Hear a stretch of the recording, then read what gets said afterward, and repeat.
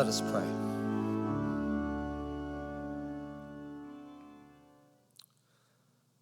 Lord, let the words of my mouth and the meditations of all of our hearts be in tune with your love and power, O Lord, our rock and our Redeemer.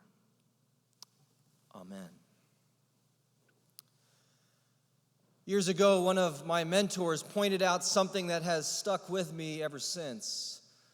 He said, "Isn't it interesting that in the most macho cultures around the world, you often see the deepest devotion to Mary, the mother of Jesus? You see it in the art, in the paintings, and the sculptures, and you often see lots of churches with the name Mary in it." He suggested there are two reasons for that. One is that those cultures are starved for the feminine. And the second point he made was that the soul longs for wholeness, which is often expressed in art. I've been thinking about this as I've been pondering this week. Why is it that this community of faith, which has many type A, high-octane, driven, high-achieving people, why is it that we were drawn to create on our stained glass window in the sanctuary the picture of a shepherd tenderly holding a sheep? What does this say about us? Those of us, many of whom work in New York City, the place where we say, if we can make it here, we can make it anywhere. What does it say about what we are starved for and what it is that our soul most longs for? What does that work of art offer us? Offer the soul's deeper longing? Today we look at the word gentleness, and the Greek here is praotes. We are called to embody gentleness. And in a similar way, when we reflected on kindness a couple weeks ago, this must have sounded absurd to the Roman culture. A Roman culture that was fierce and brutal and intense. If you were gentle, you would have been eaten alive. And then to suggest, as Paul does, that God is gentle must have seemed nonsensical to the Roman mind. Foolish, for the gods that the Romans worshiped were to be feared or appeased or called into battle to defeat their enemies. But that's not who Paul gave witness to. That's not what Jesus embodied about the divine.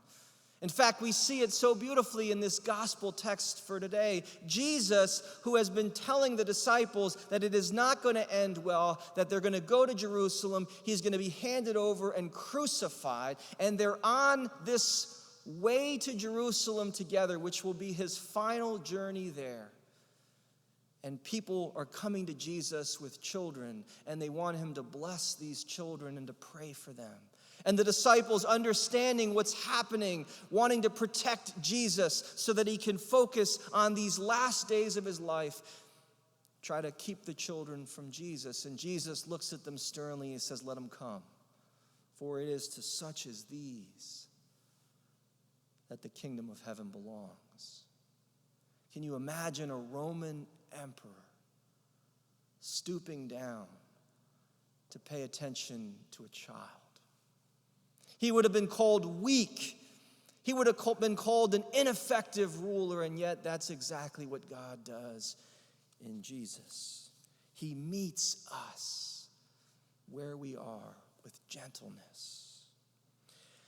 Gentleness used to be translated in the Bible as meekness, but the word meek has almost become unsalvageable.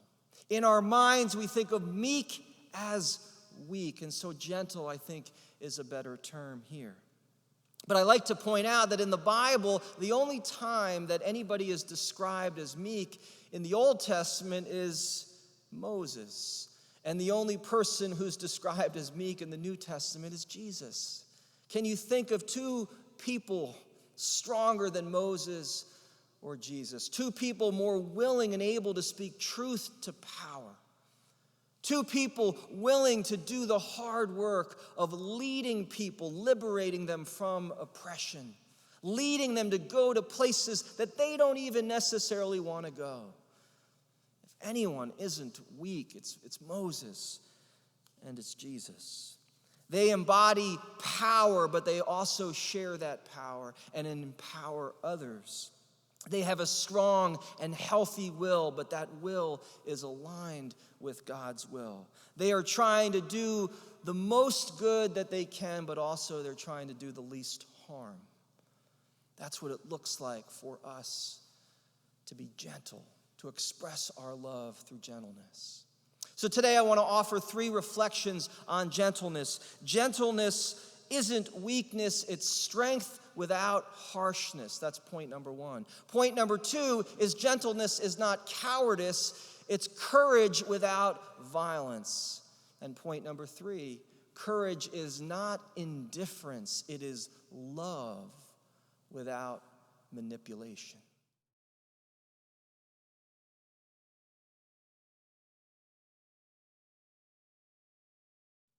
Almost 25 years ago, I was working as a chaplain intern. I was a student at Princeton Seminary, and I was part of this summer intern program where I was spending the day in the intensive care unit in the emergency room, and then I was working with other chaplain interns, and we gathered together to process our experience. It was a powerful way of learning together on the job and in community.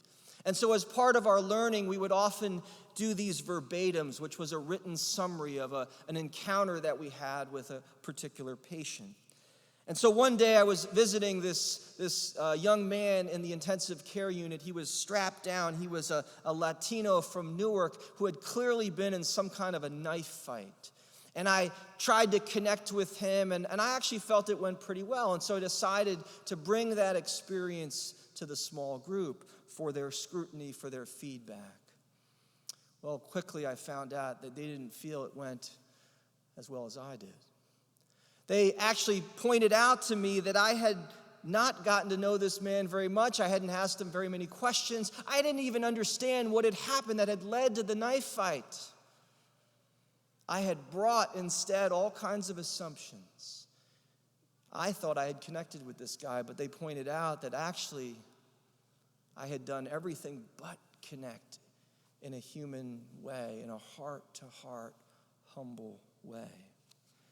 Well, I was devastated. And slowly the folks left the room, and I literally couldn't get out of my chair. I had felt like such a failure. Here I was trying to be a minister, a chaplain, to connect with people heart to heart, and I had failed to do the very thing that I had longed to do. And so the tears began to come. And then after a couple minutes, I heard a knock on the door. It was Father Jack, the chaplain for the hospital, and he asked if he could come in, and I said, sure. And he sat down next to me, and he said, Mark, let me guess. You loved well, but you didn't love wisely. And there was something about those words that were at the same time affirming of my deepest longing, of the purity of my intention, of my desire to connect. He saw me, while at the same time he reinforced everything I needed to learn. That I had grown up in a sheltered existence as a white man in suburban New Jersey, and I didn't have a clue what it was like to live in Newark. And I hadn't even asked the kinds of questions that would have helped me better understand.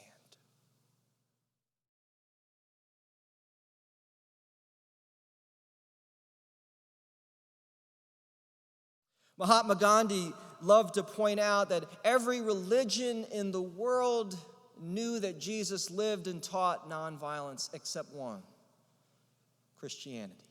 And in fact, as Americans, the English language didn't even have a word for nonviolence until the 1950s, until after both world wars, after all these people had died. We didn't even realize that within our own tradition, within the teachings of Jesus, at the heart of the Sermon on the Mount are clear teachings about nonviolent resistance. And it took people like Gandhi and King and men like John Lewis to bring that back into our awareness. Many argue that we lost that plot when the religion, Christianity, became the religion of the empire, and we became aligned with Rome, which meant that we became aligned with violence. And so we stopped hearing that message. Well, thankfully, men like John Lewis reminded us of it in powerful ways. And I was reminded of that march from Selma to Montgomery to end voter discrimination on March 7th in 1965.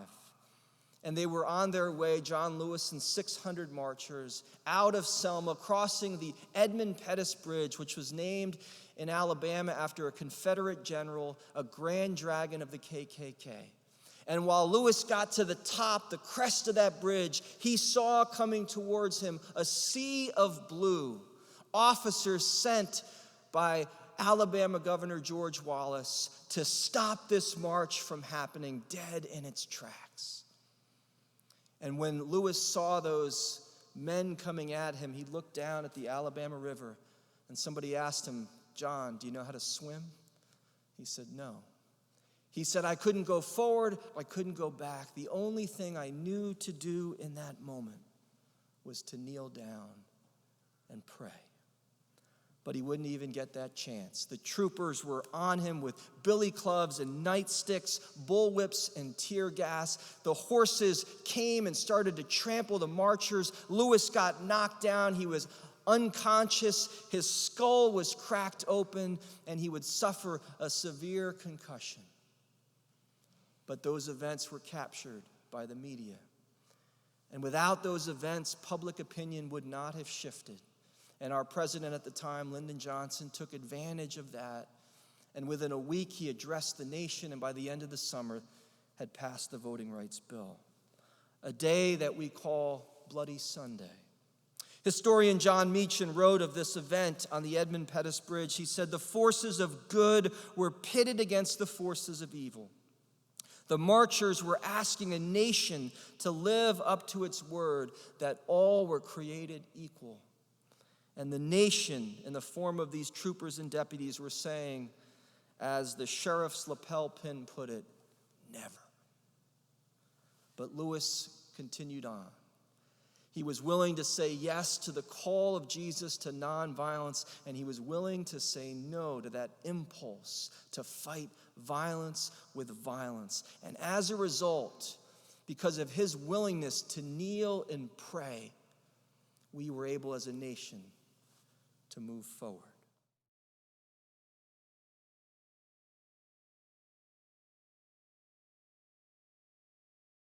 Have you ever noticed that gentle people don't seem to give too much mind to undue praise or undue criticism? And you see it in Jesus. When Jesus does his miracles and he does his healings, everybody wants to put him up on a pedestal, and he refuses to go there. And when Jesus is criticized and he's challenged by the religious authorities and he's betrayed by his inner circle, and even when he's handed over to be executed, he does not get unduly upset and angry. In fact, what he does is he forgives the very people because they don't know what they're doing.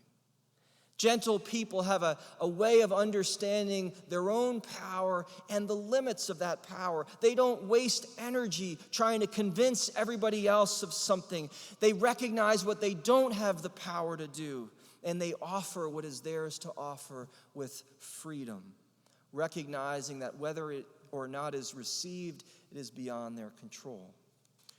One of my favorite movies is The Horse Whisperer. And in that movie, there's a Christ figure played by Robert Redford, the Horse Whisperer.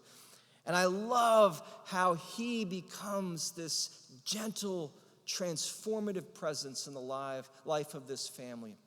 It's the story of this high-powered magazine editor from New York City whose daughter is out riding a horse one day and comes upon an 18-wheeler which knocks her off the horse, wounds the horse, breaks a bunch of bones in her body, and she is traumatized, as is the horse.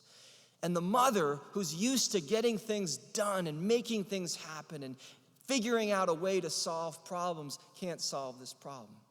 She doesn't know what to do. She can't connect with her daughter. Her daughter feels horribly guilty at what happened. She is concerned for the horse. And finally, her mother decides she's going to take her out to Montana to see this horse whisperer. And after some time, the horse whisperer begins to make some progress, and the horse is beginning to get back up on its feet and to do some of the things. So one day he takes the horse away from the ranch to a river, puts the horse in the river, begins to walk the horse along the river, which creates just enough resistance so the horse doesn't run off into the fields. And so while he's doing that, while he's training the horse to trust him, the mother drives up in her luxury car, gets out of the door of the car, her cell phone goes off, and the horse gets spooked and runs off into the field. And you can see the horse whisperer is so angry, but he keeps his anger in check. And he walks out to the field where the horse has run off a couple 100 yards in the distance. And when he gets about 100 yards from the horse, rather than going any further, he just sits there and waits. As morning becomes afternoon, as afternoon approaches evening, and as darkness begins to descend, the horse whisperer knows what he has the power to do and what he doesn't. And he knows that he can't manipulate this horse. He can't force this horse to trust him again. Which leads us back to that shepherd's window in our sanctuary. We live in a world that is too often harsh and violent, and we are being manipulated every second of our lives by powers that don't have our best intentions at heart. And let's be honest, it takes its toll on us. It wears us down. It beats us down. And we are more broken by all of that than I think we admit to ourselves and we acknowledge to each other. And our soul longs for someone we can trust, someone who genuinely has our best intentions at heart, someone who can see us and listen to us and hold us and protect us and care for us. That is what our soul most longs for. We long for a good shepherd who is strong enough to be gentle, and in whose gentleness we see real strength, real courage.